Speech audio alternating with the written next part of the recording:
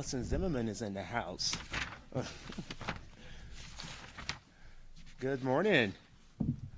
Can you guys hear me? Yep. Looking at media partners. Make sure I got the nod, the thumbs up. Okay. Thank you all for being here. As we close out 2025, I want to speak directly to the people of this great city, beginning with this simple truth, that Colorado Springs is flourishing and that we are flourishing together. This year has not been easy. We have navigated economic uncertainty, budget pressures, complex challenges that, believe it or not, they do not come with simple answers. And yet, because of strong partnerships, disciplined leadership, and a shared commitment to the well-being of this city, I'm proud to say that we have made remarkable progress in 2025.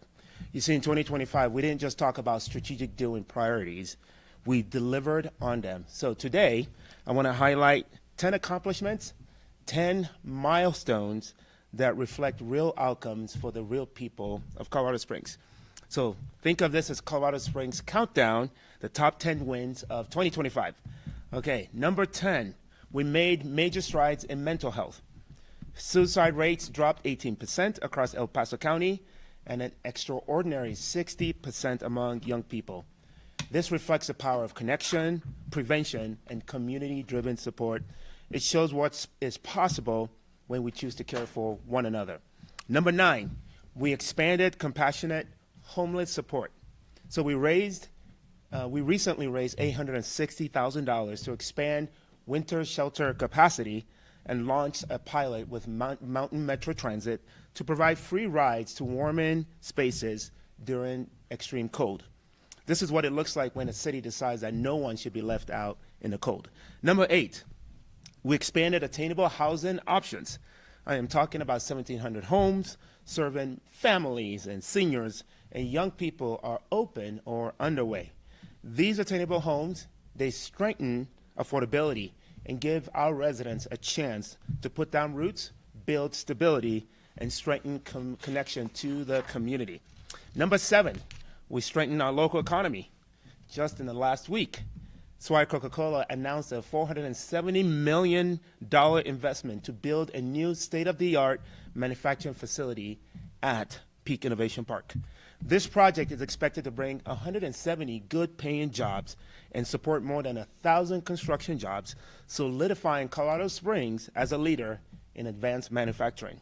And this week, Opus announced Forge at Peak Innovation, a $63 million project that would bring new commercial activity and private sector momentum to our region. These investments, along with 4 additional economic development agreements this year, really help advance opportunity, strengthen affordability, and write another powerful chapter in the Colorado Springs economic story. Number 6, Colorado Springs went international. For the first time in our city's history, COS Airport launched direct international flight to Cancun, Mexico. This milestone expands travel options for families, support local jobs, strengthen our economy, and opens the doors for new visitors and business opportunity. Number 5, we continue to invest in our infrastructure.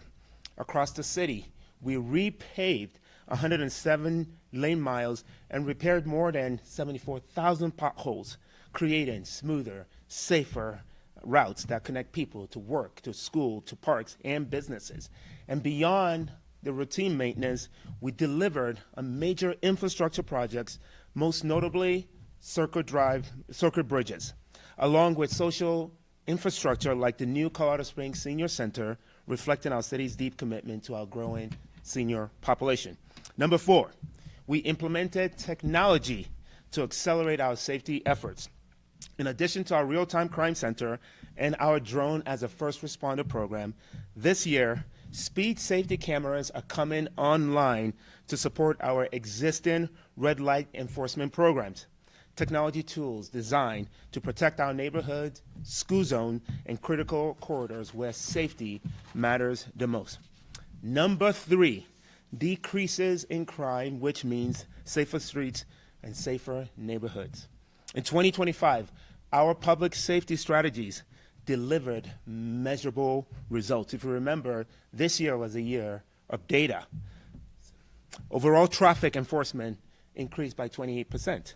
School zone enforcement up by an extraordinary 213%. And at the same time, robbery is down 8%, burglary is down 19%, murder is down 38%, and motor vehicle theft is down an impressive 42%. Beyond these numbers, these results demonstrate that our public safety strategies are working, and it reaffirms our unwavering commitment to making Colorado Springs one of the safest cities in the country. Number 2, we opened Fire Station 24, and thank you to all the neighbors that came out to celebrate that grand opening with us. And by the way, this is one of the biggest neighborhood safety wins for us this year. This is a state-of-the-art facility that is fully staffed, fully equipped, and strategically located in one of the fastest growing areas in our city. And the impact is already clear. In just the first 3 months of service, Fire Station 24 has improved response times in that district by nearly 3 minutes. And the number 1 win of 2025, I'm looking for the drum rolls, but you don't have to give me drum rolls, is the number 1 win is a historic year for public safety. And here's what I mean. For the first time in our city's history, the Colorado Springs Police Department briefly surpassed 800 sworn officers. We currently stand at 769 and steadily climbing towards our full strength of 839 officers. And it's not just our sworn officers. Our 911 call center reached its highest staffing levels since 2018. One of the things I heard on the campaign trail was, we got to improve our response time, and I'm pleased to say that Priority 1 response times has improved from 15 minutes this time last year to 11 minutes today. And here's the thing, these wins did not happen by accident. They reflect the dedication of Team COS employees and the collaboration of our partners, the creativity of community leaders who come to the table, and the trust our residents believe in our city. This year, our city has also had several notable national rankings that affirm our quality of life, and our economic momentum, and our shared values, including being the number 5 best performing large U.S. city by the Milken Institute, an extraordinary 10-spot leap from number 15 in 2024. This recognition honors Colorado Springs as one of the nation's leading cities for economic performance. We're also ranked the number 5 best city in the country for veterans to live, and the number 8 most caring city in America. These accolades, these recognitions are not just accolades. They truly are the reflection of who we are, a community grounded in service, fueled by opportunity, and defined by care for one another. And while I'm proud of everything that we've accomplished this year, I'm even more excited for what lies ahead, because I believe that our best days are still in front of us. And as we look to 2026, our focus is clear. And here are 3 major priorities that will actually help shape the upcoming year ahead. Number 1 is the launch of our Keep It Clean and Safe program, aka KCAS. You see, public safety remains foundational to everything we do. In 2026, we will launch the Keep It Clean and Safe KCAS program. This is a new initiative designed to provide proactive, on-the-ground support for businesses operating in the intersection of homelessness and commerce. KCAS builds on the positive progress of the downtown Clean and Safe pilot. Number 2, continued economic momentum at Peak Innovation Park. You see, Peak Innovation Park remains one of our most powerful hubs for job creation and business investment, and it will continue to be a cornerstone for our economic future. The momentum we have seen, even in just this past week, as I mentioned these 2 announcements, this is only the beginning. This shovel-ready site is poised to become the true economic engine for our entire city. And in the months ahead, February, and March, you can expect more announcements coming out soon that will contribute to good paying jobs and long-term opportunity for Colorado Springs. And the third item is a balanced approach to growth. Residents, I hear you, I hear you, I hear you. As our city is growing, we must ensure that we are balancing these bold economic opportunities also with the vibrancy of our neighborhood. So in 2026, we remain committed to balanced growth that is invested in our infrastructure and family-friendly neighborhoods while also embracing innovation, housing solutions, and economic development. And what this means is that we're going to focus on taking care of what we have, investing and strengthening our infrastructure, preserving the character of our neighborhoods, and using our resources wisely and sustainably. Growth done right strengthens communities instead of straining on them. And that is our commitment. And a bonus 2026 outlook, it shouldn't be a surprise. I always like to add in bonus it. So here's a bonus one, 2026 outlook. It's the 250-150 celebration. And that is the 250th anniversary of the United States and the 150th birthday of the state of Colorado. So I'm inviting all of the residents of America City. And when I say America City, we are Olympic City, USA. We're a proud military community. We have America's mountain. So we are America's city. And I'm inviting all the residents of America City to engage in this historic moment, to reflect on where we have been as a state and as a nation, to honor the sacrifices that shaped us and recommit ourselves to the values that unite us.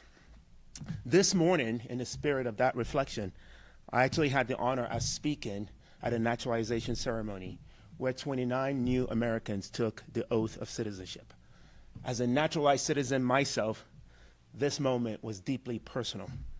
And at a time when our immigration story can feel fragile, contested, or misunderstood, I want to say this clearly. We're still a nation of immigrants. The American dream is not lost. It is renewed every time someone raises their right hand and says, I choose this country. And as we approach our nation's 250th anniversary, we're called not only to remember our founding documents, but to reclaim our founding spirit. So in closing, 2025 showed us what's possible when Colorado Springs worked together. Even in the midst of challenges, we faced them head on, and we delivered real results in public safety, economic growth, and quality of life projects. And we positioned our city for an even stronger year ahead. But none of this happened alone.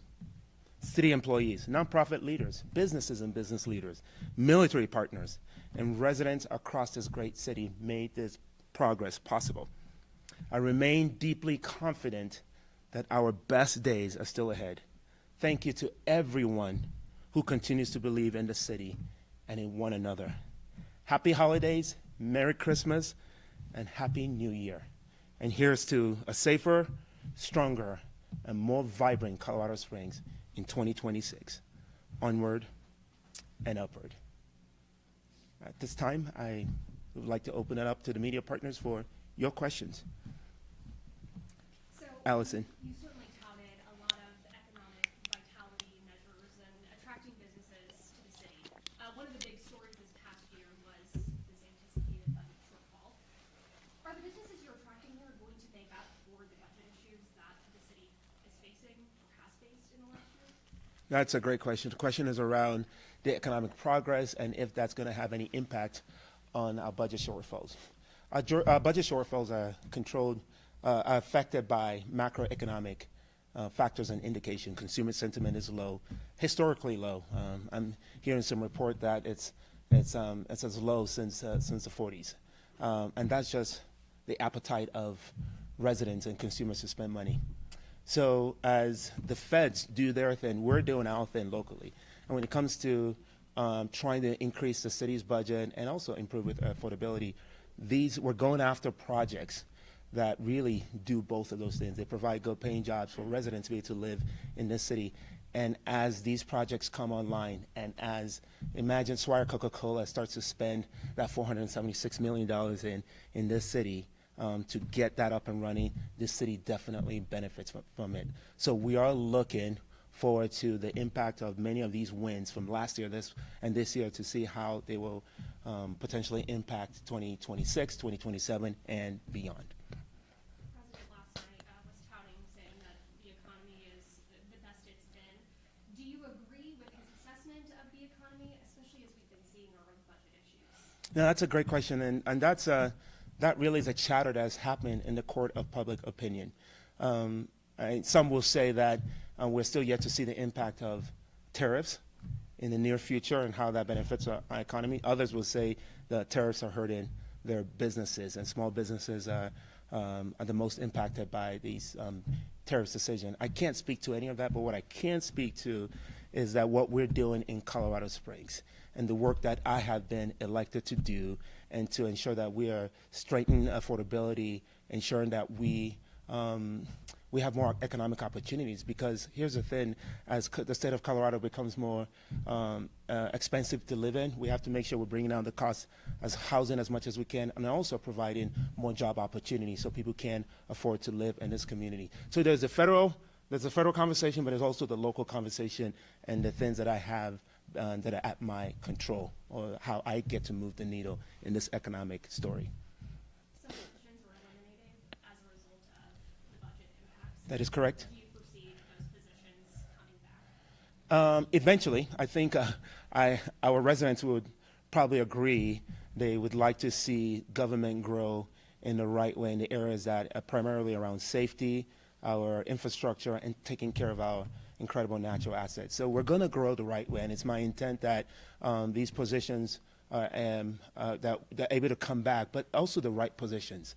I don't believe, Allison, we're going to bring everything back. We're gonna approach every single future hire strategically in terms of ensuring that every position directly meets the needs of our community. So yes, expect us to grow.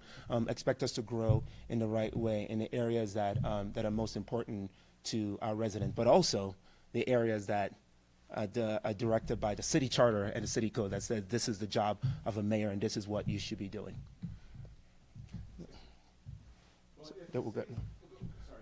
If the city has employees doing furloughs, if the city's doing better financially throughout the year, is there talk of giving the employees you don't have to do as many furloughs? Right. Is that something that's being considered? Yeah, that's a conversation my directors have asked, and I don't know. It's hard to if that decision does come about, that it would have to involve city council, because it's a shared responsibility when we talk about the budget. But right now, that is not the plan. Right now, I think the thing that you said, the first part of the question is what I'm most interested in.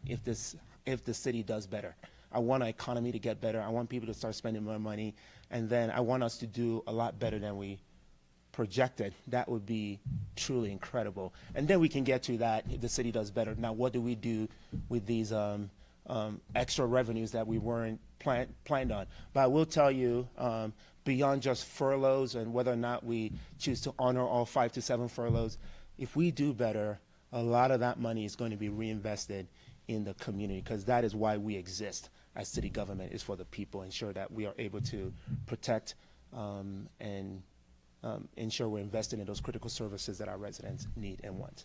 Yes. A local question and a federal question for you. First, the local question.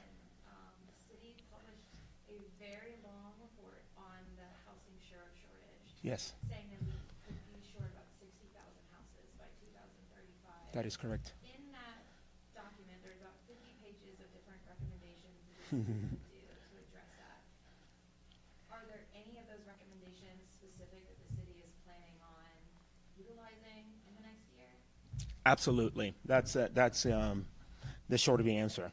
I'm grateful for that big report, but if we don't condense it into actionable items, then it just sits on the shelf. And that is the next step, is diving deep, doing a deeper dive to look at those list of recommendations and to start with the lowest hanging fruit opportunities.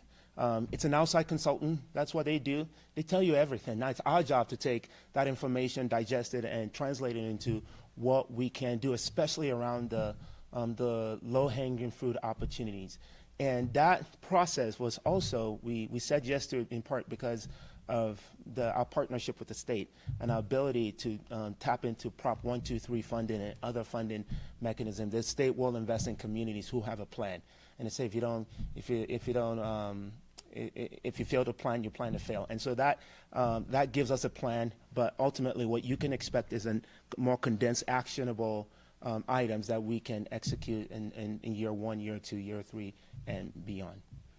Just a quick follow-up on that. Yes. What would be the timeline on finding out what those actionable items would be? I would say first quarter, yeah. So we're starting it this quarter, and it actually may take throughout the year to finalize all of that. It's actually going to be this whole coming year where we're going to be creating the housing action plan is the name, and that'll be the step. So we found the illness. Now we need to figure out what the treatment's going to be. Thank you, Max. Max beat me to it. I was going to say Q1, Q2, quarter 1, quarter 2. You should expect to see something. But that said, we're not sitting and waiting for the state to tell us to do a housing needs assessment. What actually most impressed with that whole process, because it sounds like you've been following, is that we were told that the city is short 27,000 units today. And you're right, it's a lot more by 2035. We already knew that. If you remember a year and a half ago, I asked the Common Sense Institute to do a similar research. And guess what that result said? 27,000 units short. So we've been taking that information and also been acting on it. So we're not waiting for the housing needs assessment. We are moving forward with our housing solution. I just talked about 1,700 affordable housing units for seniors and young families.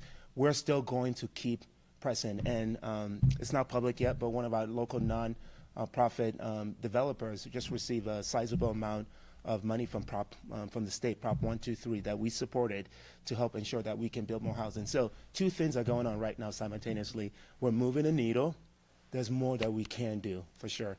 And then we're going to leverage this action step from the housing needs assessment to actually hopefully fine-tune our current strategies. Yes, your federal question. It's starting to look like a bit of a pattern of the federal government moving different federal operations out of the state. Just yesterday it was announced that there's dismantling of the National Center for Atmospheric Research, and there's possible things on the horizon for different areas of the state, including here in Colorado Springs. What are you doing, and what are your communications with the federal government looking like to prevent further moving of operations out of this region? Yeah, that's a great question. And the heart of your question is connected to U.S. Space Command decision. Now, that's a big one. That's a big bragging rights decision. And I was clear that while that's a disappointing loss, the ecosystem around our defense economy, both from the government side and the private side, it's still strong. I mean, in fact, the announcement just 2-3 days after President Trump's announcement was a woman-owned business to expand in Colorado Springs. So I'm really excited about that. I can't speak into the commander-in-chief and their decisions around what they move, but one of the things you need to know is that there's an incredible amount of defense and military assets in Colorado Springs, literally hundreds. When that decision to move Space Command was made, 2 weeks later I had a meeting with the 4-star general in charge of Space Command, General Whiting. And one of the things he told me is like, yeah, Space Command is moving to Huntsville, Alabama, but the number of Space Command assets that remain in Colorado Springs and are not going anywhere. And I listed those during my State of the City. So the point I'm making is that there's hundreds of assets, and the federal government will continue to rearrange based off of what they feel that will the decision that were in the best interest of our nation's safety. I get that because as mayor and leader of this great city, I am constantly rearranging functions and opportunities to maximize effectiveness. I don't believe any of those decisions will have a big impact to the city of Colorado Springs that we know of.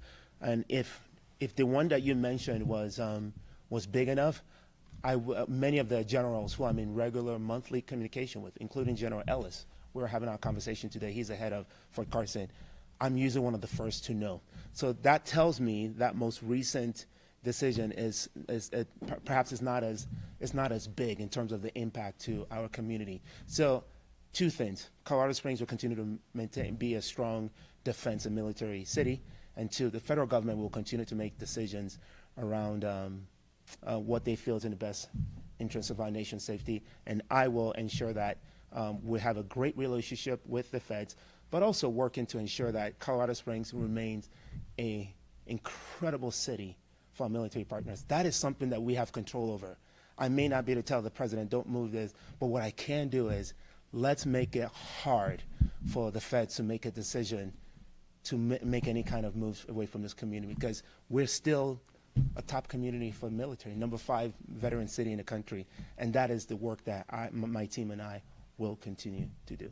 Doesn't it mean still less money for Colorado Springs? Are we going to be losing out on billions of dollars from Space Command Rescue in the future, a few years down the road? That's a great question. My understanding is the financial impact of Space Command's leaving the city is actually minimal. What I learned is that a U.S. Space Operations Command. So this is the personnel side of our Space Force operation. They're the ones actually, and they're still here. I believe they just changed their name. Jason, you remember what? Do you know what they're called now? They're no longer U.S. Space Command Operations Command, SPOC. Oh, how about you do that symbol? But that group actually has more financial decision-making power, contracting authority. And so, again, the military world is very complicated. And in the civilian world, it is hard for us to keep up or to know, does this have a financial impact or not?